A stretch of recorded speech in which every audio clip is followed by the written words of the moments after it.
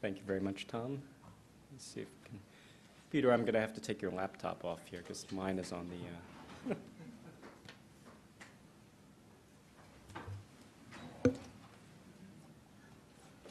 All right. So I have nothing to disclose.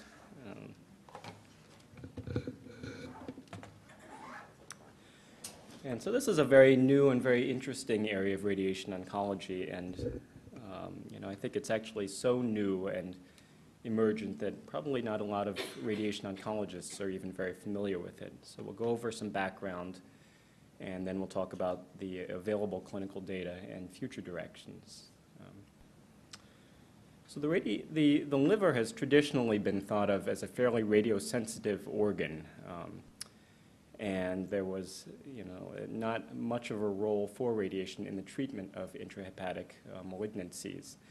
The feared consequence of irradiating the liver was radiation-induced liver disease or radiation hepatitis, which was basically described by pathologists in Stanford in the 60s as sort of a veno-occlusive phenomenon with sinusoidal congestion and ultimately leading to hepatocyte necrosis. Now, clinically, this manifests as ascites, hepatomegaly, elevated liver functions.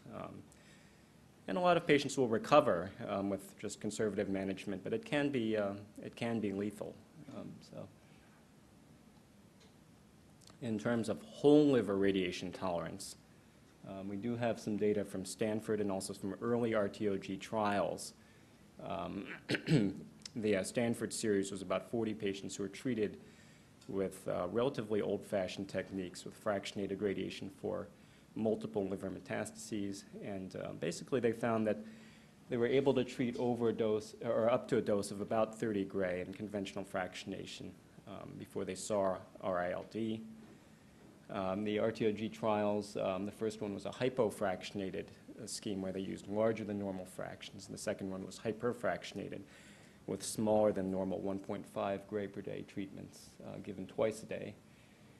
And basically they found that you could achieve sort of a modest palliative effect in about half to two-thirds of patients. But as you would expect with these small doses of only 20 and 30 gray, palliation was not really very durable.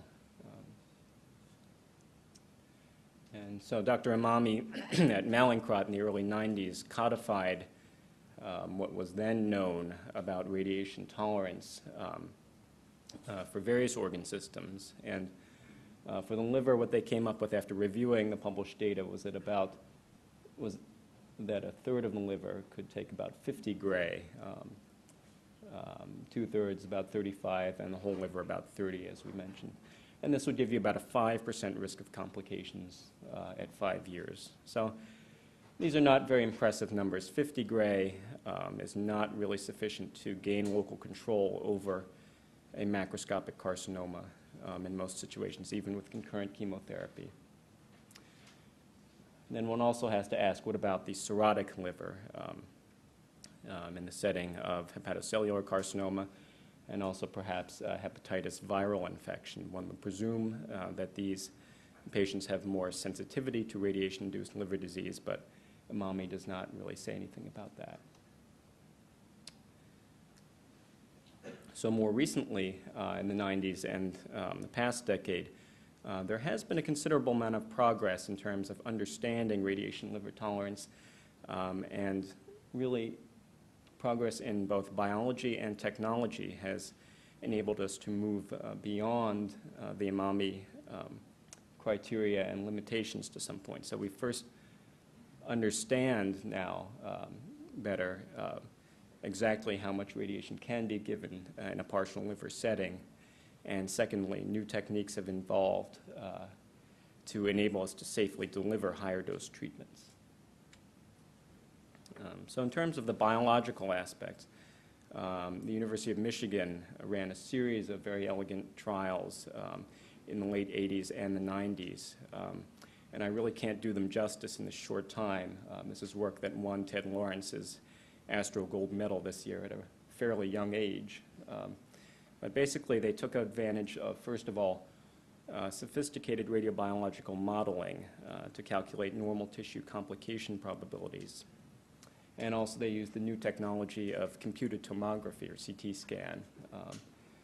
So this, first of all, allowed them to use non-coplanar beams to increase sparing of normal liver tissue, and also to really accurately construct dose volume histograms, which would allow them to determine how much liver tissue was receiving how much radiation.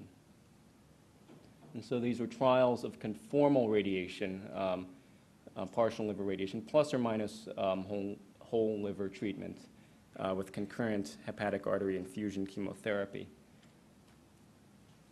And they're able to construct, among other things, these isotoxicity curves and to evaluate in a prospective fashion both the sensitivity of the liver, of the whole liver to radiation, as well as partial liver tolerance.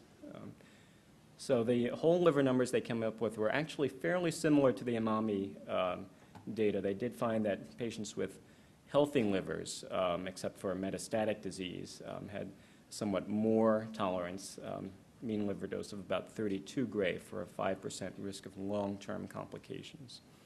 Whereas hepatocellular carcinoma patients tended to be somewhat more sensitive. But the most striking finding of the University of Michigan trials was that small portions of the liver can apparently tolerate very, very high doses. And this appears to be over 100 gray, which is a very, very high dose. So they, in effect, revised the AMAMI criteria, and they found that for metastatic disease, so again, metastatic tumors within an otherwise healthy liver, a third of the liver can actually tolerate over 100 gray. And even for primary liver tumors, we're still in the mid-90s. So these are spectacularly higher doses. You know, 100 is, obviously twice what the AMAMI data had laid down for 1/3 liver tolerance. And when we get into this neighborhood of very, very high doses delivered with a low risk of complication, you can begin to think about treating a gross carcinoma, within the liver and eradicating it with a high likelihood. And so Dr. Laura Dawson, in her summary of the Michigan work that she wrote about 10 years ago, in the discussion part, threw in this line, and she says, thus it's possible that extrahepatic organs such as the small bowel may become dose-limiting structures for some intrahepatic malignancies. And this, in fact, is exactly what has happened in terms of stereotactic radiation treatment. So stereotactic radiation therapy is not new at all. The gamma knife has been around for almost half a century. This is a technique for treating intracranial metastases and other lesions with high-dose radiation. And more recently, the technology has evolved in order to allow us to apply these principles to treatment of extracranial sites. So some of the ideas that we'll talk about are the need for very precise delivery. We'll typically use very, very high doses. In fact, we talk about doses that are ablative, so doses that are so high that they will, in fact, ablate any tumor or any normal tissue that is treated to that dose. The treatments are very, very conformal, as you would imagine, because we need to spare the normal tissue to the greatest extent possible. And because each treatment is so potent, we don't tend to need very many of them. Typically, it's 1 to 5 or 1 to 6. So there are a number of technical problems that have arisen in terms of trying to apply these principles to treatment of the liver. One of the more significant ones is target definition. Typically, radiation therapy is planned using a non-contrast CT scan, and liver metastases do not always show up well. Target and organ motion, obviously the liver moves up and down and sometimes side to side with respiration. We also, of course, have the need to spare the normal liver and avoid radiation-induced liver disease. And finally, we need to develop robust and reproducible ways to do treatment setup and delivery in the abdomen. So for each of these problems, there have been solutions that have evolved. For target definition, typically we'll use image fusion with PET scan, MRI, or contrast enhancing CT. And I list all three of those because each tumor is different, and some will show up on CT and not well on PET. Some will show up on MRI but not on PET. But typically we will merge the diagnostic imaging with treatment planning CT scans to give us target definition. Target and organ motion can be managed or accounted for in a number of different ways. You can use abdominal compression with a rigid frame, and Electa and other companies sell compression devices. This will reduce abdominal motion and decrease diaphragmatic excursion, typically to about 0.5 to 1 centimeters in the craniocaudal direction. We also have a Varian 4D CT planning capability, which we can use if the tumor can easily be seen on a non-contrast CT. And then we've experimented with Cine MRI, which takes a series of static shots in whatever plane you desire at a fairly rapid rate and gives you a very good idea of how the tumor is moving. In order to spare normal liver, we use multiple converging beams or even arc treatments. And then for setup and delivery, we use an extended full-body vacuum bag or vac lock, as well as cone beam CT guidance, which is applied before each fraction, and then the physician will make a manual correction in 3 dimensions, and then again after each fraction to confirm accurate delivery. So graphical illustration, you can't see this patient is under abdominal compression. This is a very simple way to deal with motion. So this tumor is easily visible on CT. We did a scan with shallow inspiration breath hold, shallow expiration breath hold. These targets are integrated. An additional planning margin is added. And then we apply multiple converging beams, usually 10 to 12. Again, these are fairly low-dose individual beams, but they intersect at a high-dose region which surrounds the planning target volume. However, if you move outside of that volume, even by a few centimeters, the dose drops off very rapidly, and thus we're able to spare normal liver. And then this is a cone beam CT match, which is obtained at the time of treatment. This is the equipment used to deliver the treatments. We've used both the Varian Trilogy on the left and the Novalis TX. In terms of clinical data, basically it falls largely into 2 bins. This technology has been used in oligometastatic settings. And I would say probably about 60% of the cases out there are metastatic colorectal cancer with oligometastases to the liver, because we know from various surgical retrospective series that if you treat these patients aggressively, that a reasonable proportion of them can actually have long-term survival. And then it's also been explored to some extent in primary liver tumors as well, mostly HCC. So I've selected some of the phase 1 and phase 2 results which have been published in full article form. There are also a number of abstracts floating around out there, but these are some of the larger series. The dose and fractionation schemes are very variable, typically 1 to 6 treatments with fraction sizes ranging from 7 up to 20 gray. And you can see in the next column, local control numbers have generally been quite good, ranging from about 70 to 95% at 1 year. And I didn't put in 2-year, but for the series where we have 2-year results, they actually continue to be fairly good as well. Probably most importantly, under toxicity, this appears to be a pretty safe treatment. We do not see a very high incidence of radiation-induced liver disease,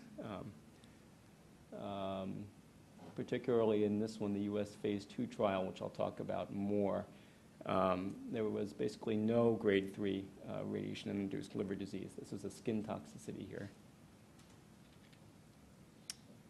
And this was published in the JCO last year. So basically, this was a phase 1, phase 2 trial. They dose escalated from 36 up to 60 gray in 3 fractions. And then they expanded the 60 gray cohort. So about 3/4 of the patients were treated with 60 gray in 3 fractions. As you can see, they allowed patients with multiple metastases up to 3. They could be pretty large, up to 6 centimeters. And overall, these were patients who were felt to have a reasonably good prognosis, but they did have, a significant proportion of them had extrahepatic metastases, including, I think about 15% had brain metastases, in fact. And we talked about toxicity. Again, basically no grade 3 plus radiation-induced liver disease. So the top set of curves are local control, and on this side here, they've actually broken it down by tumor size. You can see the yellow line are tumors 3 centimeters or less in diameter, and the blue line is larger tumors. And not surprisingly, the smaller tumors are easier to control. But overall, an encouragingly high rate of local control. And then on the bottom, the survival, again, these are all patients with metastases. Most of them had been treated with chemotherapy. There does seem to be a difference in terms of histology of the primary, as you could imagine. So favorable patients, I believe, were patients with breast or colorectal, or generally more treatable malignancies, whereas the blue curve represents ovarian, lung, and other more aggressive histologies. And just to highlight another one of these trials, this just came out last month from Erasmus Medical Center. This is a trial of basically oligometastatic colorectal patients. Now, these are all patients who were assessed in a multidisciplinary clinic, and they had liver metastases, but they were not felt to be candidates for either surgery or radiofrequency ablation for various reasons, either proximity to blood vessels, bile ducts, the diaphragm, or just generally poor performance status. And over half of these patients had already had local treatment to the liver, such as prior surgery, RFA, or even radiation treatment. And so they were treated with a slightly less potent schedule than the U.S. trial, but still with fairly good results, as we'll see. Did have 2 patients with grade 3 liver function test alterations. However, I think it's important to remember that most of these patients had much smaller than normal livers to begin with, so they probably are a little bit more sensitive, but otherwise a well-tolerated treatment. And local control, and this is per tumor, because some patients had more than one tumor. It's about 74-75% at 2 years. And the survival overall seems reasonably good. Now, in terms of hepatocellular carcinoma, there is less data. These are, again, some of the published trials, no abstracts, but generally doses are lower. Some patients have divided them, some series divided the patients into Child's A and Child's B cirrhosis classes. The 1-year local control, reasonably good on average, but somewhat more toxic, especially in Child's B patients. And in fact, in the Erasmus series, they did have one of their 2 patients who basically died of liver failure. One thing I should add about the Swedish series is I would take this with a grain of salt because they did this about a decade before all of the other trials. So I think they had less understanding of how to avoid toxicity. Nonetheless, fairly encouraging local control results. In terms of radiographic response, the Germans have studied this. They followed their single fraction treated patients with CT scans, and they actually observed 3 different types of radiographic reactions. The left side is a portal venous phase image, and the right is a late phase contrast enhanced image. This starts in about 2 months. You see this type 1 reaction, which is hypodense on portal venous and isodense on late phase. This is typically followed by a type 2, again with slightly different characteristics, hypodense and then hyperdense. And then around 6 months by a type 3 reaction, which is hyperdense in both. And then the tumor you can see sort of indistinctly here is in the center. Interestingly, the maximum radiographic response after liver SBRT is seen at about 6 months. So it's a very slow and evolving process. In terms of pathological response, there actually is some data. There are some HCC patients who have gone on to have orthotopic liver transplant. So they're using it sort of as a bridge to transplant. And at Indiana, they found about 40% of patients at the time of resection had complete tumor necrosis.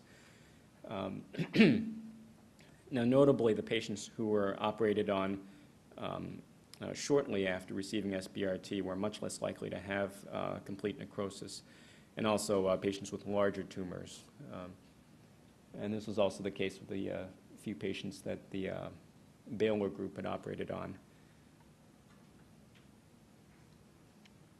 So in terms of future directions, where should we go with this technology?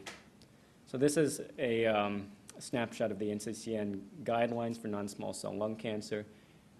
This is part of their section on stereotactic body radiation therapy for medically inoperable stage 1 patients. And this is, these links lead to a lot of different summaries of data and recommendations. And obviously, we're not there yet at all. So I think we can conclude so far that for metastatic disease within an otherwise healthy liver, SBRT does seem to be quite safe in 1 to 6 fractions. There do seem to be high rates of local control. There is, in fact, a dose response up to about 60 gray in 3 fractions, which is the most potent, biologically potent dose which has been tested so far. And in fact, given the low incidence of radiation-induced liver disease, the dose-limiting organ does seem to be serial organs of the gastrointestinal tract, such as the small bowel, the esophagus, and the stomach. And because in the early experiences in Sweden, they did see a couple of patients who had perforations of these organs if the target volume was right adjacent to them. In terms of HCC, only lower doses have been tested, but these still actually appear to be quite effective biologically. But it does seem that patients with Child's B disease really are probably at increased risk for acute and late side effects. Some of the criteria that I'm using now, probably the most significant ones would be to be able to spare enough normal liver. This is the criteria used by the North American phase 2 trial, sparing over 700 cc's of liver and keeping that from receiving more than 15 gray in 3 fractions. And also, of course, you need some separation from the bowel or the or any other serial gastrointestinal organ that's close by. In terms of future directions, so there's a lot of different ways that we can go. Basically, this is still a niche indication right now, basically for patients who have good performance status, who need a local treatment or good benefit from it, but who are not candidates for the other more established treatments, such as surgery or radiofrequency ablation for various reasons. Overall, of course, we would like to see the exact indications further defined by preferably randomized data from phase 2 and phase 3 trials. Of course, we'd like to know if there's a survival benefit for treating oligometastatic disease in the liver. We'd also like to know if there's a survival benefit from treating life-limiting disease in patients who have liver metastases as well as metastases in other locations. We'd also like to see a comparison of SBRT versus radiofrequency ablation. And I believe a trial is in the works, but it's not open yet. In terms of HCC, so primary liver cancer, we'll need to see whether this treatment can find a niche among the multiple other ablative therapies, which are commonly used now. And there's probably a role in the rarer hepatobiliary tumors, such as cholangiocarcinoma, but again, accumulating data in those indications is going to be fairly difficult.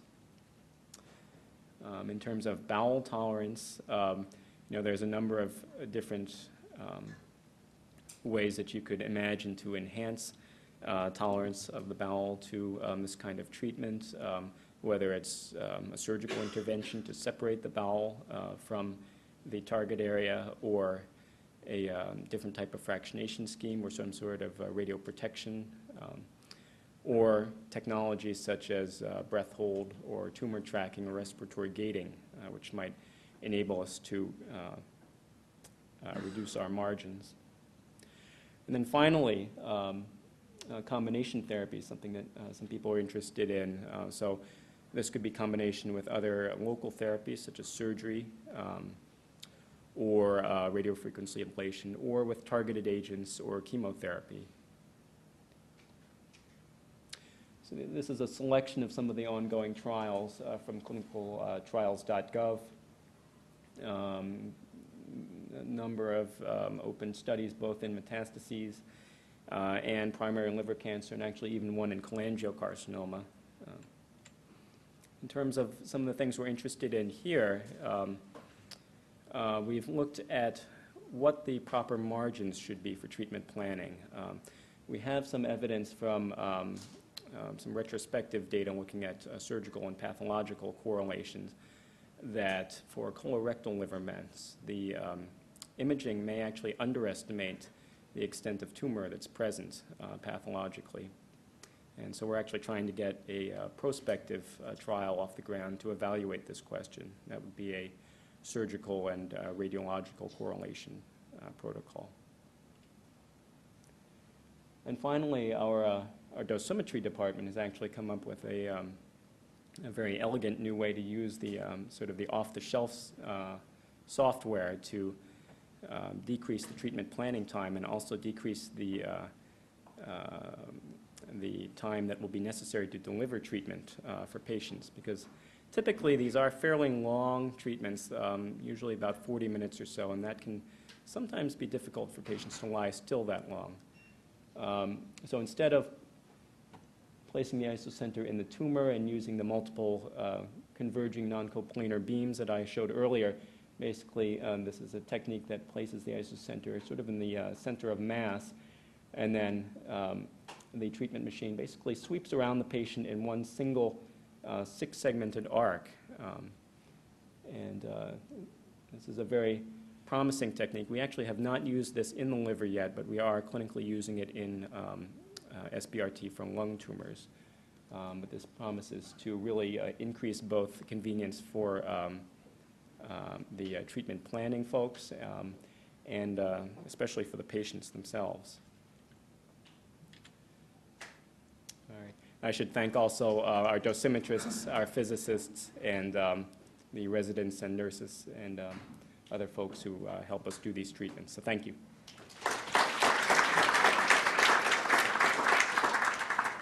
Bryan, thank you for that wonderful talk. I think we have a chance for one question. And I'll throw one out there. You talk a little bit about determining how many mets there are. What's the response like PET scan-wise to these lesions? If you do a PET scan, do you see eradication of PET positivity relatively soon, or does it take a while? What's your experience been?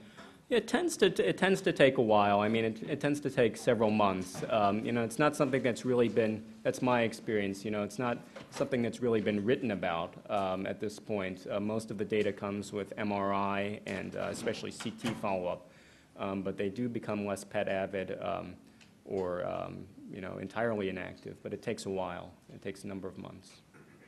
Great. Bryan, thank you very much. That was wonderful.